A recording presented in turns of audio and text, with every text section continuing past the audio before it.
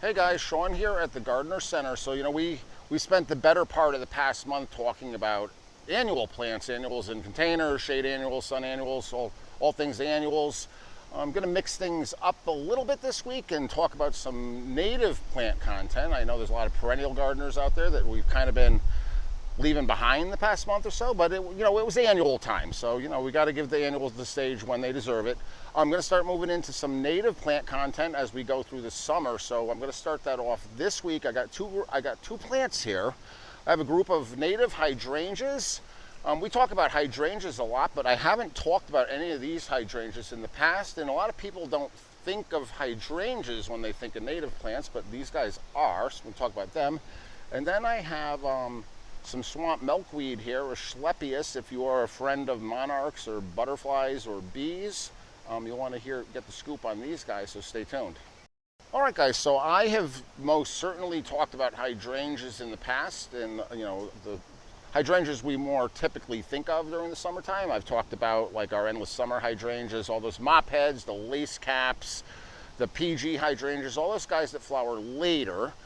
We have not addressed these guys yet in our video series, and trust me, I'm going to be talking more about the mop heads and PGs again later this summer. But I'd like to talk about these two types of hydrangeas today, because number one, they are the first hydrangeas to bloom in our landscape. They're the earliest. And number two, they're both native to the United States. So if you are doing native gardening at home, these guys would qualify and be able to work into your native planting.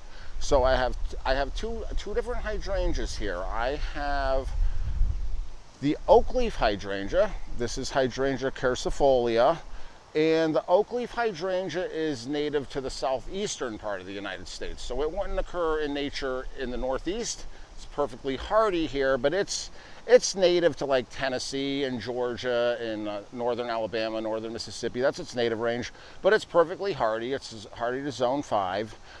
This particular cultivar that I have right here is called Ruby Slippers. One of the nice things about this cultivar is that it is more compact. Oak leaf hydrangeas typically get large. They can be 6 to 8 feet tall and 6 to 8 feet wide, which, although spectacular, they don't work in everyone's landscape. So a lot of these cultivars are bred to be smaller. A lot of people who are hardcore native plant gardeners kind of shy away from the word cultivar, and many arguments could be made about that, which I'm not going to get into here. But a lot of these cultivars are bred just to be smaller. It has no impact on their flower structure, the amount of pollen they produce. So if you're looking at a cultivar that's just been bred to be smaller, don't steer clear of that just because you have a small garden. And don't skip an oak leaf hydrangea altogether because you don't have space for it. Keep the cultivars in mind, because it's just as beneficial to our pollinators. So oak leaf hydrangea, it also has the same characteristics as the straight species. So really cool thing about the oak leaves, if you guys own any of the other hydrangeas, in the fall their leaves just kind of fall off in a very undramatic way. And the mop head hydrangeas, their leaves usually just turn to mush and fall off. The really nice thing about the oak leaves, besides the fact that they have a really cool leaf, is these turn a really rich burgundy red color in the fall, and they hold their leaves for a very long time. Sometimes they're still have leaves on them at Christmas time, depending on the winter. Other really cool thing is as they mature, their stems kind of have this orangey peeling bark to them that looks almost like a cinnamon stick. So even after they lose their leaves in the wintertime, they still have visual appeal in the landscape. So oak leaf hydrangea, really cool, native to the southeastern United States, but perfectly hardy here.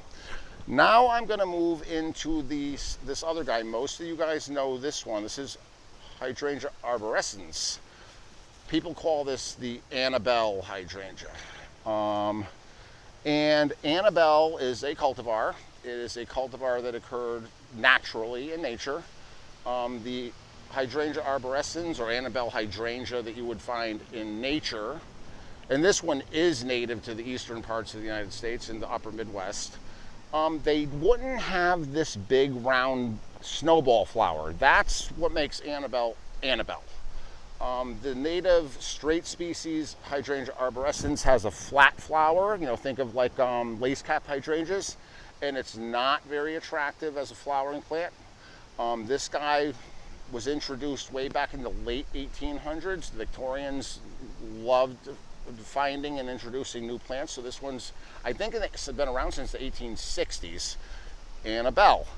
The word Annabelle kind of gets used as a generic term when describing these kind of hydrangeas now, and people get kind of hung up on that word in the same way they get hung up on endless summer. There are other hydrangeas besides Annabelle that are the same plant, but arguably better. So here's Annabelle here. It's a beautiful plant. This is an Annabelle type hydrangea right here. This one is from our friends at Monrovia, and this is part of their Seaside Serenade series. This one's called Bar Harbor. And if you look, you can see a big difference between the two plants already. This guy here, the Bar Harbor, just like Ruby Slippers here, is a cultivar that has been bred to be smaller, more compact, same big flowers, but you can see it has darker green leaves. It has a more dense and compact habit. So if Annabelle gets too big for you in your garden, Bar Harbor over here is a great choice. It also blooms a little earlier, as you can see. And the in our climate where we garden, Ruby Slippers or the oak leaf hydrangeas are the first to start blooming. As a matter of fact, if you guys are here in Darien and you want to get an idea what these guys look like in the landscape, there's some beautiful mature ones on the corner in front of Whole Foods over there on Post Road and Wedge Road that are just starting to bloom right now. I walk by them every day, check them out. And then Annabelle is usually at her peak right around the 4th of July, the very end of June, beginning of July, and then the mop heads and the lace caps and the PGs come later. So these guys are great. One of the really, really cool things about Annabelle and Annabelle types, if you guys have ever had problems or been frustrated or confused by pruning your hydrangeas, these Annabelle hydrangeas in the fall, you can take and cut them right down to the ground every single year. You don't have to worry about doing it at the wrong time. They only flower on new growth, and they grow really fast. So if you have Annabelles at home that are too big, cut them down. In the fall, it's going to make all new growth, and they're going to be covered with flowers that same summer. You won't run into the problems that you run into like with the mop heads. So guys, if you're not growing these, check them out. Be right back to talk about these butterfly weeds. All right, guys, so the hydrangeas, woody shrubs, natives that we talked about. Over here I have perennial milkweed, herbaceous perennial milkweed. This is a Asclepias incarnata, known as the swamp milkweed. Although they do tend to like wet areas, and that's where you'd find them growing in nature. And these guys are definitely native to Connecticut. They're actually really tolerant of ordinary garden soil too, just a regular garden situation where you regularly irrigate. They don't have to be growing in a wet or swampy place, so don't let that deter you from growing these incarnata types. Because if you are interested in monarchs, number one, this is a number one pollen source for them, but of course their caterpillars eat the foliage, so it's also a super important foliage food source for the monarch butterflies. And just like we talked about over here about the cultivars with the Ruby Slippers versus the straight species oak leaf, and then the Annabelle versus Bar Harbor here, so here I have Asclepias incarnata, which is just your straight species swamp milkweed. And then I have a beautiful one here called Cinderella, which same thing, Asclepias incarnata from our friends at Monrovia again, but just like with the hydrangeas over here, this guy has been bred to be a little more compact. It's got denser foliage, which you can see, and it just has a better growth habit if this guy is going to be too big and burly for your garden setting. It's going to provide the same amount of pollen. It's going to be just as beneficial to your pollinators. So again, don't steer clear of it just because it's a cultivar. It's a cultivar that has been bred for size and for shape.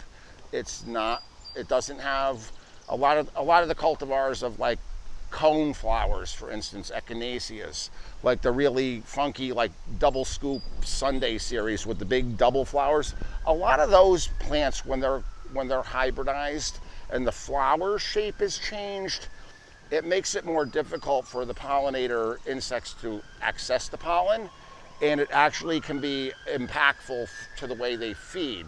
So yes, if you're thinking about bees and butterflies, and you maybe steer clear of the cultivars that have had their flowers heavily manipulated, but on these guys where it's really a size issue and a shape, don't skip them. I mean, don't skip them, especially like I said earlier. If you're gardening in a small space, don't say I can't have swamp milkweed, it gets too big. Give these, little Cinderella a try over here. And guys, even if you're not head over heels committed to monarch butterflies, but you just want to help nature, these guys are an absolute riot in the garden. When these bloom in July and August during their bloom time, forget about the monarchs for a second. When these are in full bloom, if you go outside at 1 o'clock in the afternoon and spend 10 minutes looking at the flower head on one of these, you're gonna see 10 insects, I swear, that you've never seen before in your entire life. Everything, even me, I mean, every summer, I'm still seeing 10 insects I've never seen in my life every time I look at these in the summer.